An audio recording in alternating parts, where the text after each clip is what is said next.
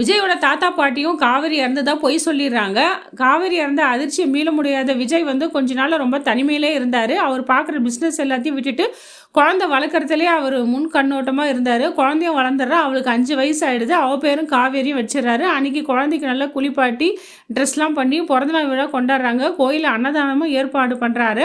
தாத்தா அன்னதானம் ஏற்பாடு பண்ணிட்டு இருப்பாரு. அந்த நேரத்துல அவரோட பாலிக சிநேகர் வந்து மீட் பண்ணுவாரு. சுந்தரம் எப்படி இருக்கன்னு கேட்குறாரு. பார்த்து பல வருஷம் ஆச்சு. உங்ககிட்ட தொடர்பு கொண்டேன். ஆனா முடியல.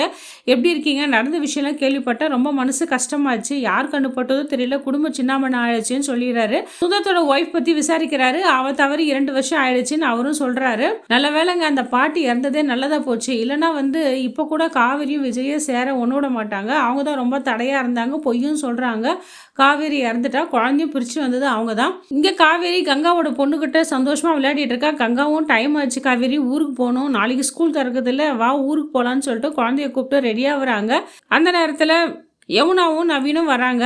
வந்துட்டு ஒரு சந்தோஷமான விஷயம், எனக்கு சப் கலெக்டர் போஸ்ட் ஆயிடுச்சுன்னு சொல்லிட்டு சந்தோஷமான விஷயத்த சொல்றாங்க. இதை கேட்டு காவேரி அவங்க அம்மா ரொம்ப சந்தோஷப்படுறாங்க. இத்தனை நாள் கனவு ஜெயிச்சித்து பற்றியா, இனிமேல் வாழ்க்கையில் உனக்கு எல்லாமே நல்லது நடக்கும்னு சொல்றாங்க. யமுனா கிட்ட காவேரியும் ரொம்ப சந்தோஷப்பட்டுட்டு இருக்காங்க.